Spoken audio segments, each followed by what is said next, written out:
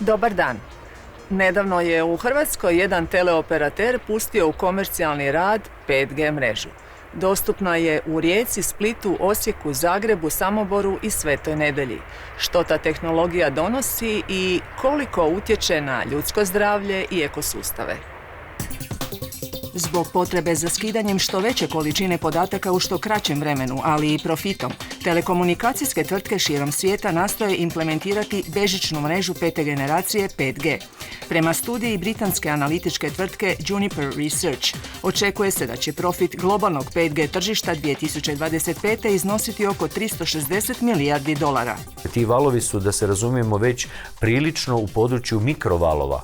Dakle, mi mikrovalke imamo svi u svojim kućama i znamo što mikrovalke rade. Dakle, stavite unutra hranu i stisnite, upalite, vidjet ćete što će se dogoditi sa hranom. Dakle, ovi valovi dolaze u područje, dakle, vrlo visokih snaga valova, znači giga područje, a mikrovalke rade u tom području.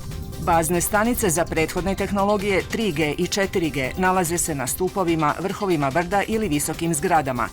I signal je dovoljno jak da ga naši mobilni uređaji primaju. Rade na frekvencijama nižim od 3 GHz, što je već područje mikrovalova. U ovom slučaju ta tehnologija zbog kratkoće valova, zbog njihove takve snage kakve je potrebno na terenu zgusnuti količinu baznih stanica koje primaju te informacije putem satelita. Dakle, to će praktički biti, kako se predviđa tehnološki, svakih 100-tinjak metara morat će biti jedna takva vrsta prijemnika i ujedno i odašiljača, koji će odašiljati prema nama da bi mogao probijati recimo te kratke distance. To znači milijune novih 5G baznih stanica na Zemlji i oko 80.000 novih satelita u svemiru, čiji je vijek trajanja kraći od 5 godina. Već sada je u oko 380 gradova diljem svijeta 5G tehnologija u komercijalnoj uporabi, od Južne Koreje, Kine, SAD-a preko Australije do Španjolske, Njemačke i Finske. U Hrvatskoj je pak jedan od teleoperatera nedavno omogućio korištenje 5G tehnologije putem takozvanog dinamički dijeljenog spektra. To znači da se isto frekvencijsko područje od 2,1 GHz koristi za dvije tehnologije istovremeno, i za tehnologiju G4 i za odnosno 4G i za tehnologiju 5G, s tim da se vrši raspodjela. Znači, ako ima više nekakvih korisnika 5G, onda se na uštrb 4 ovih korisnika 4G može povećati brzina. Radiofrekvencijski pojas od 2100 MHz nam je javnim natječajem dodijeljen 2004. I za uporabu istog imamo važeću dozvolu za uporabu radiofrekvencijskog spektra. Hrvatski Telekom. Prema objavi na stranicama tog teleoperatera, kako bi mogao pustiti u komercijalni rad 5G mrežu u radiofrekvencijskom pojasu od 2100 MHz u svojoj matičnoj državi Njemačkoj, prošle godine morao ići na aukciju i ponovno kupiti i taj frekvencijski spektar. Za njega i frekvencijski pojas od 3,6 GHz ukupno je platio 2 milijarde i 170 milijuna eura, a u Hrvatskoj to nije trebao. Operateri mogu pružati 5G uslugu u radiofrekvencijskim pojasevima za koje već posjeduju dozvolu za uporabu radiofrekvencijskog spektra, a koji su se do sada koristili za pružanje drugih usluga 2G, 3G i 4G. Pokretanje javne dražbe za dodjelu radiofrekvencijskog spektra za takozvane 5G frekvencijske pojaseve 700 MHz, 3,6 GHz i 26 GHz planirano je potkraj lipnja 2021. HAKOM. Njemačka regulatorna agencija ima drugačije stajalište i traži da teleoperateri uplaćuju u državni proračun iznose koji odgovaraju njihovoj profitabilnosti. Teorijske brzine 4G se kreću negdje do 1 gigabit u sekundi, dok se kod 5G očekuje da će te brzine teorijske vršne znači biti od 1 do 10, zapravo do 10 gigabita u sekundi. Međutim, u stvarnosti te brzine kod 4G su se kretale kako kod koje mreže, ovisno o državi i ovisno o samoj izvedbi mreže, negdje je reda veličine do 50 megabita u sekundi. A što se tiče 5G mreže u Hrvatskoj, samo oni koji imaju uređaje s određenim tarifama te su 5G kompatibilni mogu skinuti podatke tom nešto većom brzinom, do do 250 megabita u sekundi. S novim frekvencijama doći će i veće brzine. Buduća implementacija 5G odvijat će se kroz komplementarni pristup u kojem će DSS omogućiti pokrivanje, a 5G na novim frekvencijama kapacitet i brzinu za specifične primjene. Uz veće kapacitete mreže i brži internet, 5G donosi veći broj uređaja koji se mogu povezati, što je izrazito bitno danas kad govorimo o pametnim industrijama i pametnom društvu. Hrvatski Telekom. To na neki način polako uvođenje 5G tehnologije umjesto naglog, upravo zato da bi se smanjila ta reakcija korisnika, da ne bi morali odmah mijenjati te uređaje, što u stvari postupno uvođenje sve veće i veće količine zračenja, a zapravo na jedan vrlo spori način, što nas može podsjetiti na primjer kao da žaba uskoči u mlaku vodu koja se polako grije, ta žaba će se skuhati. Puno toga se može postići širokopojasnom optikom, širokopojasnim optičkim pristupom, dakle sve ono što se odvija u zatvorenim prostorima, ako se tu dovede optika, tada ne treba 5G. Naravno sve usluge, dakle sve ono što pokriva 5G ne može se postići širokopojasnom optikom. Tu mislim na ova autonomna vozila bez vozača, dakle ili pokrivenost uz transportne puteve.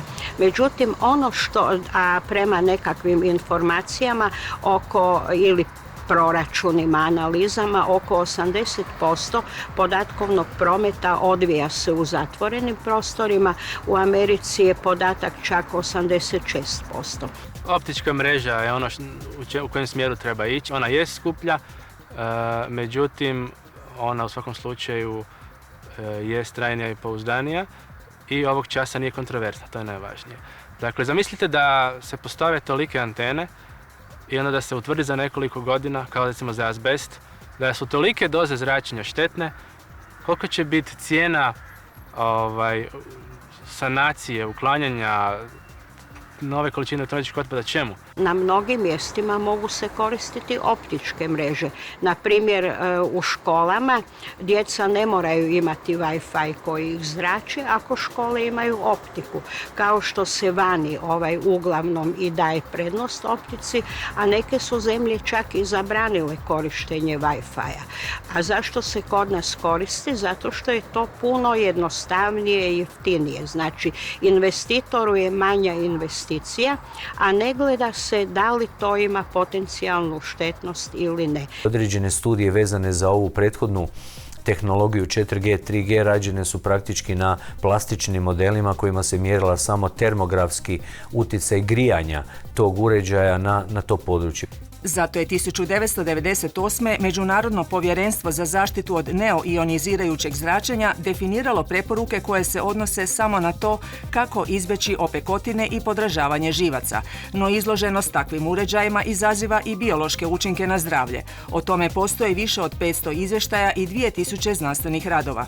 Postoji čitav niz negativnih učinaka, kao na primjer na nervni sustav, na pojavu nekih neurodegenerativnih bolesti kao što su amijelotrofična lateralna skleroza, zatim Alzheimerova bolest. Postoje rezultati o neurotoksičnosti. Općenito zapravo pokazali su disfunkciju jednog gena, važnog gena koji utječe na prijenos signala u stanicama mozga, acetilholinesteraza. Ima pokusa koji su pokazali mutagena svojstva, dakle svojstva u smislu poremećaja naše DNA ili poremećaja regeneracije krivo sparenih baza DNA. Postoje čitav niz takozvanih neurobehavioralnih smetnji kao što su glavobolje, autizam, onda poremećaj spavanja, poremećaj pažnje, oksidativni stres, znači oslobađanje takozvanih slobodnih radikala, kisika koji su štetni i čitav niz drugih. Još je 2011. Svjetska zdravstvena organizacija proglasila radiofrekvencijska elektromagnetska polja od 30 kHz do 300 GHz potencijalnim karcinogenom za ljude i svrstala u grupu 2B. Jedna od najvećih studija koja je napravljena je rađena u institutu Ramazzini u Italiji na 2644 štakora u 2 godine i smatra se jednom od najvećih animalnih studija koja je ikad napravljena, gdje je nedvojbeno potvrđeno ono što je u Americi njihov nacionalni institut za toksikologiju dokazao, da je elektromagnetsko zračenje kancerogeno i kokancerogeno. Ja sam došao do jednog opsežnog rada od prije nekoliko mjeseci koji je načinila skupina američkih, kanadskih i europskih istraživača i koji zapravo objavljuju jednu vrlo zabrinjavajuću stvar, a to je da puštanjem u pogon 5G će negativni efekti na zdravlje biti znatno veći nego što to literatura pokazuje. Zato jer se radi o pulzirajućem efektu, dakle o kontinuiranoj izloženosti organizma i kumulaciji ostalih, dakle, elektromagnetskih efekata. Naime, mi moramo znati da od rođenja smo stalno pod utjecajem ili Wi-Fi ili mobilnih celularnih telefona ili kompjutera, dakle interneta i na poslu i u školi i praktički kod kuće cijeli dan. Do danas je više od 300.000 znanstvenika, doktora, organizacija koje se bave zaštitom okoliša i građana iz 200-tinjak zemalja potpisalo apel UN-u, Svjetskoj zdravstvenoj organizaciji, Vijeću Europe i vladama svih država da se zaustavi uvođenje 5G tehnologije dok se znanstveno ne utvrde sve moguće posljedice. U studenome ove godine otvoreno pismo UN-u uputila je i udruga Stop 5G International, čiji su članovi iz 8 zemalja. Pod pritiskom građana reagiraju i lokalne vlasti diljem svijeta. Imate recimo uspjehe na Hvaru ili Biogradu, vjerojatno bude sljedeći bio Split kad se predaju potpisi građana.